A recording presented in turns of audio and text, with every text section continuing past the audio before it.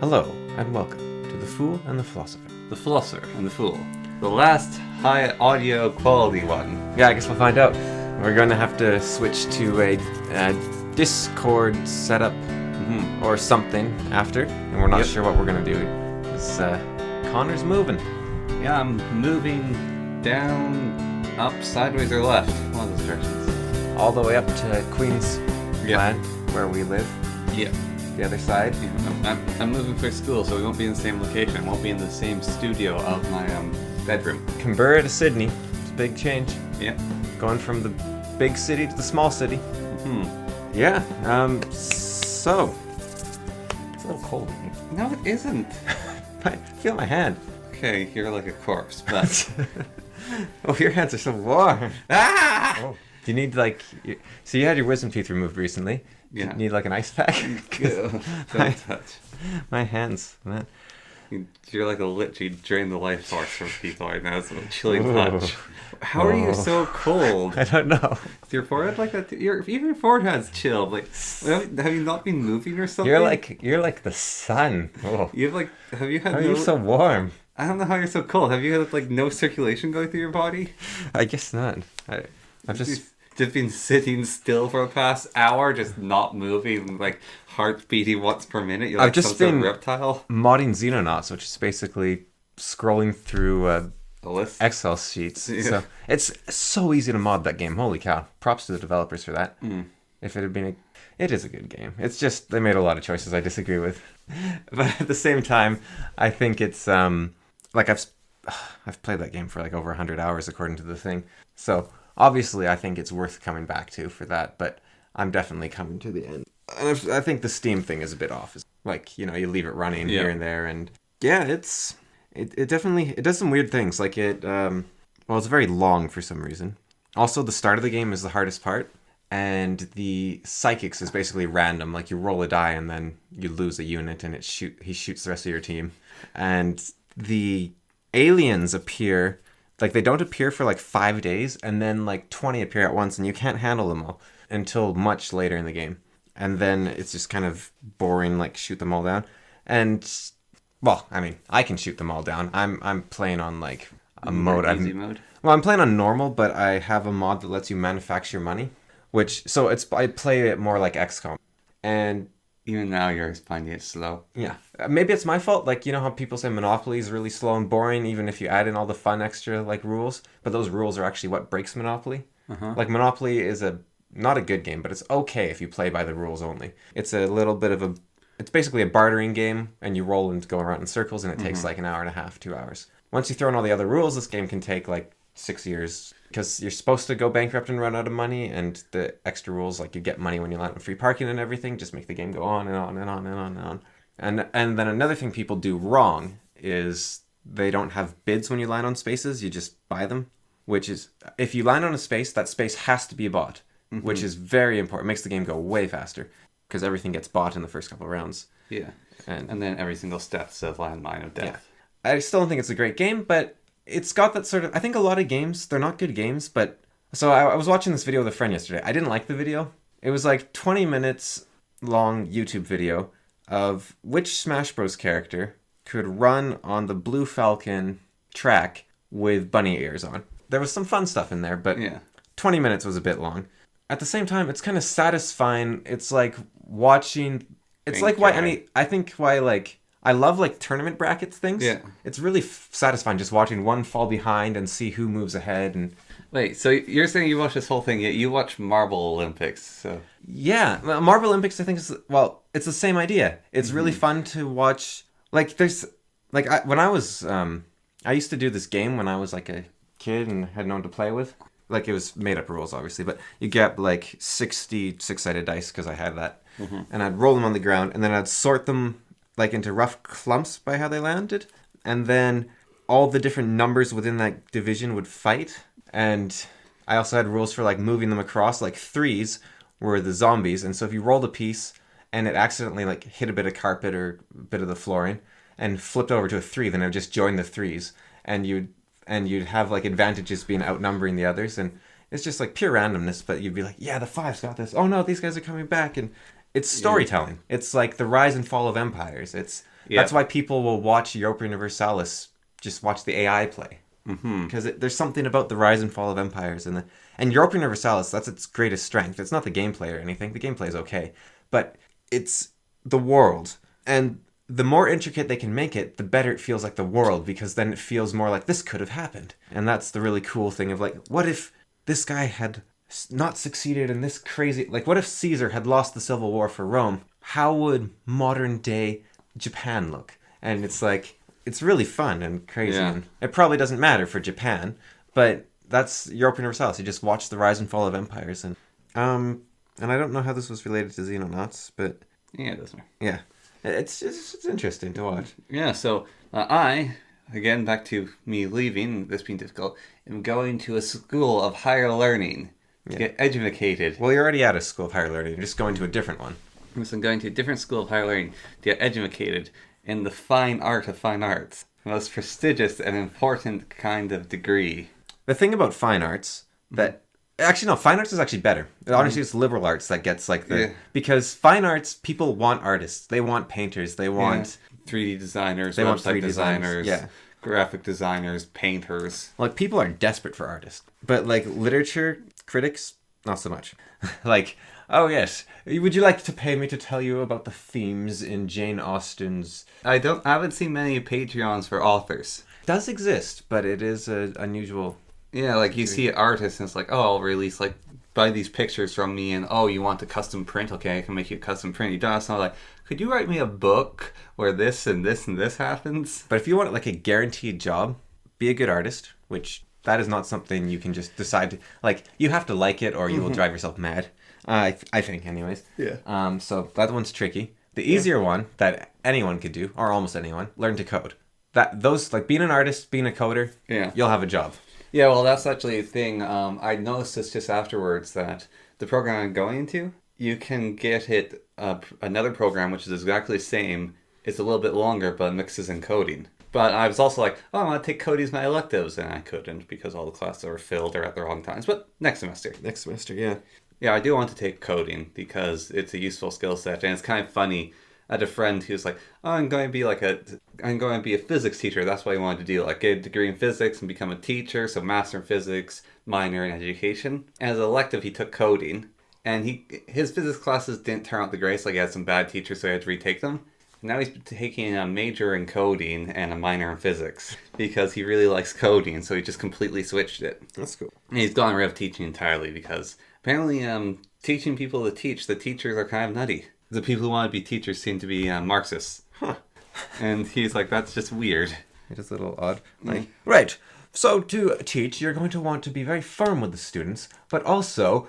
if they ever step out, you make them disappear. You make them disappear. And all students must have their lunch rations their lunches taken from them, divvied into 30 parts, separated so that they all have exactly the same lunches, and handed back, redistributed amongst them. Ooh. This will ensure that the students all bring in boring lunches because they can't be bothered, or not any lunches at all. And also lunches that can't cause allergies. If you have allergies, just deal with it, because, like... Don't be weak, you wimp. Well, no, it's you can't ask for special privileges because everyone's equal. You can't use your insulin shot unless you brought enough insulin for everyone. Each according to their needs. I don't know. But the idea is that if you don't need it, you don't get it. Or if you do need it, you do get it, depending on how you look at it. It normally turns up to the if you need it, you don't get it. Or always. If you, every time you made a lunch and went to class, and your lunch got taken from you and then redistributed, you'd be like, I'm not going to make lunch anymore. Yeah. What's the point of putting in extra effort if I don't get it for myself? Art sort of died in some ways in the Communist Union.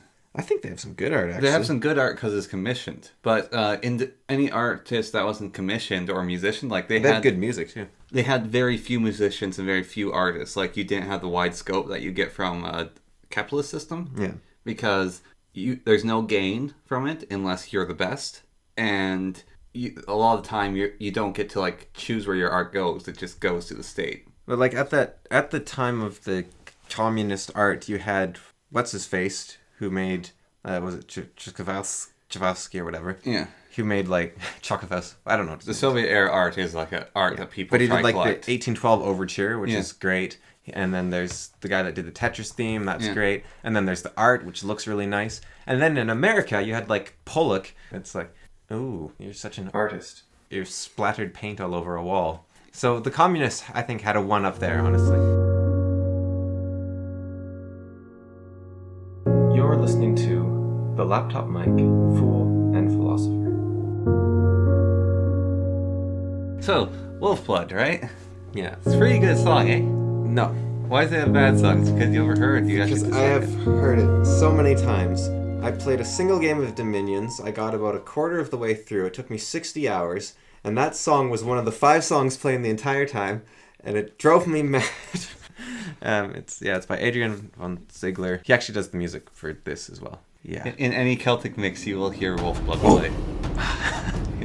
Yeah, there's actually a variety of songs in the new game. There's like 15 or 20 of them. Yeah, Dominions. I haven't played Dominions 5 yet because I've been playing Xenonauts. But I'm getting right near the end of Xenonauts and I'm Right, almost done it. Yeah.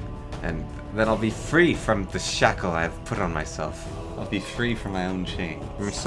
See, the reason I want to beat it is so I never have to play it again. Otherwise, I might convince myself, I didn't get to see the whole thing. I should go back. But this way, I'll know that I've seen everything. And I'm done forever. I get that sometimes, and then I go. It's probably really stupid. I get that sometimes, and I go, forget about this, and I cheat. Well, that's kind of what I'm doing at this point. Yeah, no, there's I just modded the most powerful gun to be in an unlimited supply. So, if your game is so bad that you have to oh no, the point where it's like, I want people to experience this mechanic because they put a lot of work into it. So they can't skip it or get her out of it. Thea the Awakening did that with their card combat. I actually really enjoy their card combat, but sometimes I don't want to fight bees because I know if I play, I can win without taking a single point of damage because I have a spearman, and the spearman has first strike and does damage equal to the bee's health, which means he will kill every single bee without taking any damage himself. So I don't need to play that fight. So I press auto combat and 2 people die because the auto combat is purposely worse than the game to punish you for using auto combat. Like the other games where someone's like, oh, I had a really cool idea, and so they throw in a mini game, and you're like, oh god, this is horrible. I'd have to play it like 2 video games, older video games that examples of that are Dragon Age Origins and Vampires the Masquerade. And they both have sections of games where people have made mods so you can skip these sections because they suck so much. It's the Fade in Dragon Age, which is this completely unrelated dream realm you go into where you're a hero by yourself and you get shape-shifting powers, which is kind of cool to play your first time, but then you never want to do it again. I'm not sure why it is in Vampires Masquerade. I think it's the sewer level or underwater level you can skip, because no one likes a sewer or underwater level. And then sometimes the game's like, oh, we want to give you, everyone hates the sewer level, ha ha ha. And then they give you a sewer level. Yeah. And it's like, what? Why'd you do that? Yeah, just don't do it. I wonder if it comes from Baldur's Gate sewer level. It comes from the idea of the sewers of London, which actually a lot did happen in there. Yeah, well, the sewers of London are fascinating. Holy cow. I'm reading a book right now, actually, that takes place in them.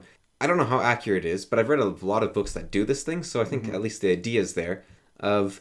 You had the sewers that were made by the Romans. Yeah. Then you had the sewers that were made by Baghetti, I think his name is. I could be wrong, but I think his name was Baghetti or something.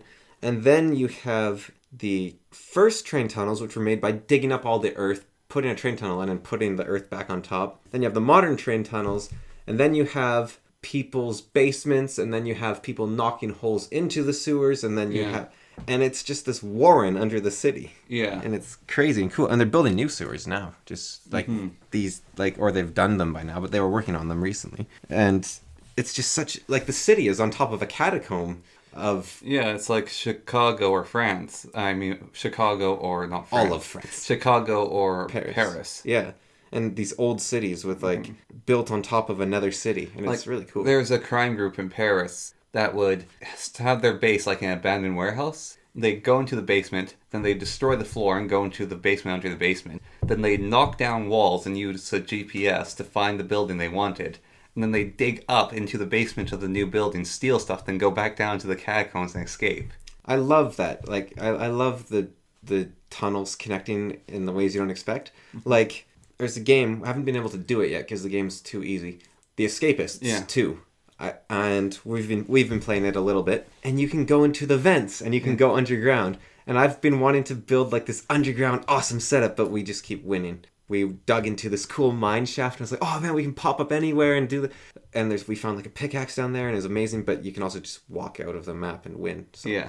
kind of, actually, and I don't necessarily like the scripted win. That's what a lot of people complain about Escapist 2 is it has scripted wins. And Escapist 1, you had to come up with it your own way. I think you can just ignore them, though. You can, but it's really hard. Like, you can just not do it if you want. But it's going to be very hard. Right.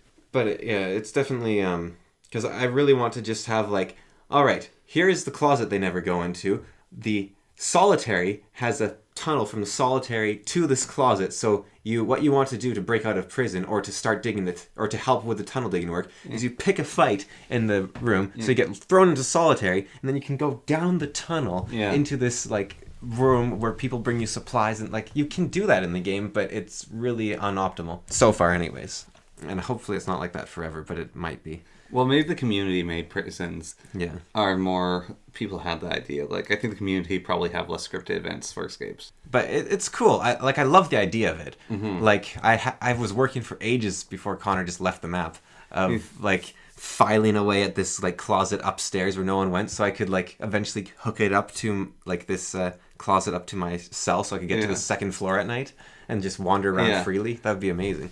Like, I could go to the hospital at night and stuff, but, yeah, didn't quite work out because we just won. But yeah. It's almost like I'd say prison architecting escape mode. You can also sometimes do more creative escapes. Yeah, well that's because you tried super hard to make it hard to escape first.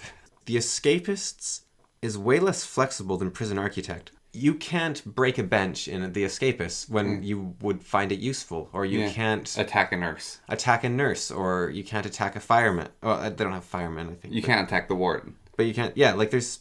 Or the camera crew. And there's times when that'd be really useful, and it's strange that you can't, given that the game is focused solely on that. You think they would really play to their strengths instead of making a dumbed-down version of a side mode in a different game? Yeah, well, Escapist 1, I think you could do all that stuff. Like, Escapist 2 just had more limitations. It definitely has some good stuff to it, but it's like they held themselves back for no reason. Which is, I mean, the prerogative of that game studio. Yeah, well, Team 17, they just keep making mistakes. I don't know like, Worms WMD, I think, is the best Worms game ever, but it's so buggy and unoptimized, and it needs work, and they just gave up on it. Yeah. And they also said, we're going to work on it, we're going to add this stuff, and then they just stopped. Like, they kind of whimpered away, just whew. And same with the Escapist game. Like, it has a bunch of DLC. Maybe the DLC lets you beat up nurses, but that's a bit paradoxy. Actually, does Paradox own them? They might. It's weird. Paradox, though, almost does a thing where, like, they did this with one of their things, which is, like, people are like, we need a DLC to address this problem. And like, oh, but people would have to buy that. Yeah. So here's what we're going to do. We're going to make a new DLC, which is what people want. And everyone who owned that DLC beforehand gets this one for free.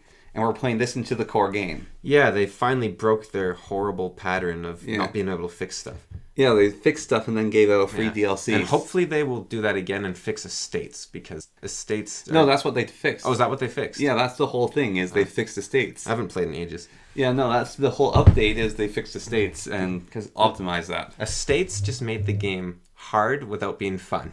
It was like, the only thing that could happen from Estates was negativity, unless you were like super micromanagey, and it is a fun game. But it's owned by Paradox, and Paradox does a lot of stuff I don't like. Like, they make their games really expensive. Their DLC is ridiculous and expensive. Yeah. I think the great thing is they do support their games for, like, years and years, so maybe they need that money to cover that cost. But I'm pretty sure they make all their money on sales. Yeah. So I don't think I think if they just released the games for half price, they could, like, I think they're relying mostly, like, on whales and sales. Yeah. Like, just people that'll buy it, like your friend. Yeah. Right at when it comes out, and people who... like you, who buy it when it's, like, 90% off. And they also did something, like, last year or 2 years ago, just before a big sale. They doubled the price of all their stuff, and then put it 50% off on the sale. Or something like that. Isn't that illegal? I don't think so, but it's scummy. Yeah. Like, they did it, like, 2 days before the sale or something. And it was just really scummy. And they take all your data for marketing and then give it to other people. I think phone games have always been about money. They weren't as horrible. Yeah. Like first Angry Birds and first Cut the Rope and stuff. Yeah, that's true. They were a lot less weren't obnoxious. Yeah, they weren't like drowning ads. Yeah, that is true. And I think Angry Birds even you could Buy it once. well, I think how Angry Birds worked actually is you got year-old levels for free and you kept getting more levels, but if you wanted all the levels then you paid like $1. It was something like that. Like you could play the game for free, but you'd be like a year behind everyone else. And even new mechanics like the eagle, eventually that became rolled in. The Great Eagle became free, and eventually like they just kept rolling in the free stuff, which I thought like that was pretty good actually. Angry Birds was great. Brilliant game too. Their model, and it's a good game. Like it was cute. Yeah, and it was like strategic, and it was really replayable. And it kept you sane. Good sound design. Yeah, I played it while taking care of a robotic baby one time, and I just stayed up all night playing Angry Birds. Yeah, and that was nice. And my dad and I, we both played it a lot, bonded over a bit. You know, we got like that level. We got the Christmas one, and it was like every day of Christmas a new one would open, and we'd be like, who beats it first with 3 stars? And my like every Christmas morning, because the internet at our grandma's didn't work, my dad would take my phone and my iPod and his iPod and walk down the road to where there was free internet, update both games, and then come back. And it was good. It was fun. It's very well done game. Very charming. Speaking of charming games, actually, so I recently saw. I told you about it. I didn't get a chance to show you it. There's a game called Oddworld, Abe's Odyssey, Big and Tasty or something. Yeah. Or New and Tasty, something like that. Yeah. And we own it, but I don't know if you've ever played it. I've only played it a bit, and I thought it was really weird and disturbing and gross looking. Yeah. I saw a video recently by Matthew Matosis where he compared the old version to the remaster, which they did. And the old version has so much more charm. Like, what they did for the original is they're 3D models, everything that they've done, like all the backgrounds, but they're stationary screens that you can move from left to right, and if you move out of any one of the things, you pop to a new screen, and it just continues it. So they did 3D models for all the background and stuff, but then they gave it to their art team, and their art team went over it with a paintbrush and redid everything, and they like added little details here and there, and it's really it holds up today. Like the resolution's terrible, but it looks good. It's just really small. I was thinking like. Which Dungeon Keeper, the original Dungeon Keeper. I don't know if you've played that. I played a bit. Okay. The units in it are super creative. Like they're way better than the new games. Like they're new game. Dungeon Keeper 2. They're all like a skeleton, warlock. Dungeon Keeper 3, air quotations, the spiritual successor. They went back to creative creatures. But Dungeon Keeper 1's creatures, they were like 2D cutouts that kind of moved around the dungeon. I hadn't played Daggerfall before writing this list, actually, but I've played Daggerfall now, and its stuff all looks gorgeous. Like, it's all these gorgeous pixel art painting. I don't know if they were pixel art at the time. They look like pixel art now. They might have been paintings. I'm not sure. Here's My Magic. Here's My Magic 2. Here's My Magic 3 a little bit. Here's My Magic 3 is weird. I don't know how they did it. Here's My Magic... Oh, never mind. So, all these old games... Oh, Mario, like Mario World, Super Mario World... All these games hold up today. Like, they got to the best point you could with 2D art. And so, that's exactly where I'm going, is they got to, like, the best 2D art, whereas 3D art, we're still not quite there. Well, I think we're almost there. I've talked about before about Cat Noir and the Miraculous Ladybug. This is one of the first 3D animations where the humans look passively human. Their movement's good, the buildings are all good, like, things are actually starting to look good enough. They still don't look human, but they don't look hideous and creepy. So The Adventures of Tintin. I didn't know it was 3D animation for the first bit. I didn't know. And same with Polar Express. I didn't know that was 3D animation. That now I can tell. So it's definitely like we get better and better at telling it as well. Like I remember the James Bond Nightfire for the GameCube. That's got some graphics. Like, and man, it is... Ocarina of Time, man, this game's amazing. Ocarina of Time, never so much for me, I thought. Well, I thought it was amazing that you could, like, chain shot any surface and get pulled to it. I don't think it looks bad, even now, but it doesn't look good. Yeah. It's not, like, but, like, here's My Magic 5. That is the game people say is the best mechanically in the series. Like, a lot, like, it's an argument between 3 and 5. I will fully support 3 because 5 is unbearably ugly. It is. All right. Like, that 3D art, when it first came out, looked bad. Cameron? And it's just aged even worse. What about 4's art? 4 is even uglier. Yeah. Well, I think 4 Actually, 4 I think looks better than 5, but 4... I actually happen to like 5's art, but 4's UI and art direction and not as good as 5's. yeah. And that's saying something. I think 5 just looks so ugly, and they gave it a free spinning camera, which means you just get lost. Like, you're playing a top-down strategy game and you can get lost. It's absurd. Maybe that's just me and my old man brain or something. But here's my Magic 3. You're like, oh, I know where I am. This is this clump of woods. Here's my Magic 2. Absolutely gorgeous. Best looking game in the series. Here's my Magic 1. Looks hideous. Well, but it looks better than 5 or 4. Yes, it does. 6, never played it, don't know. 7 looked like a very old painting left out in the sun and washed a few times. And then they put a better color filter over it. It's kind of interesting because I think like we are getting very close to being the best you can get with 3D. And there's these people in 3 games, like in the game world especially, which is they're not making games better. Like the ray tracing is one of the big things now, which makes games actually look amazing. They're like, we're not going to try and make 3D models look any more realistic because it'll give you the uncanny valley effect, and people don't want that. Deepfakes are terrifying, but also the potential they have for art. Okay, AI, here's some basic pictures. Now I want you to, and here's some skeleton animations. Let's throw those in, and then let's make Van Gogh's paintings walk around. Here's the thing, though. I think even if you made a game that looked exactly like real life, it wouldn't look as good as like Super Mario World. Because so apparently comics, like cartoons, you get in the newspaper. Yeah.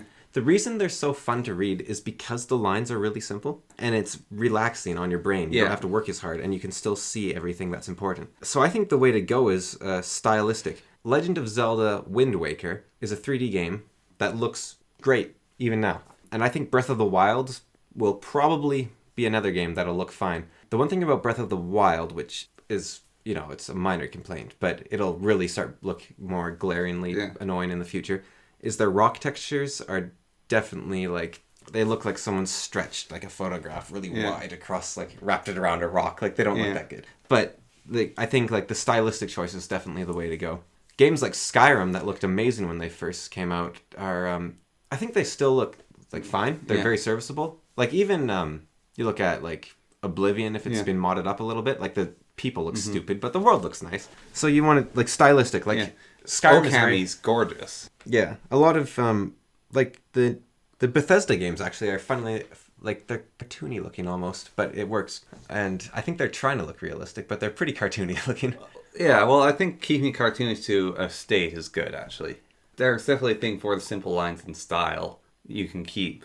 I'm kind of sad about this, but it took so much work to make them. But Disney doesn't make the 2D animations anymore because they're too much work. But you're not going to get another Three Dwarves that was made like that, or another even Emperor's New Groove that looked like that, because it's easier for Disney now to use 3D models, because once you have a 3D model animation, you can keep using that over and over again. It's a reusable resource. Well, that sort of stuff can definitely look good. The Banner Saga is known for looking beautiful because it's a rotoscoped video game, which is really cool. Or that documentary about Van Gogh apparently was incredible. It's a documentary, it's an animated documentary. Every single picture was in the style of Van Gogh. So apparently it looked really good.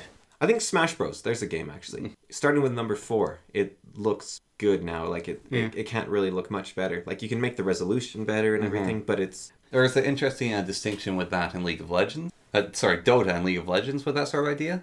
So both games, in their first iterations, were kind of hard to look at. And so League of Legends has this cartoony, more simple style. And so what they've done is they've highlighted all their units, so they put black lines around them. And then they have really bland pastel colors for their landscape.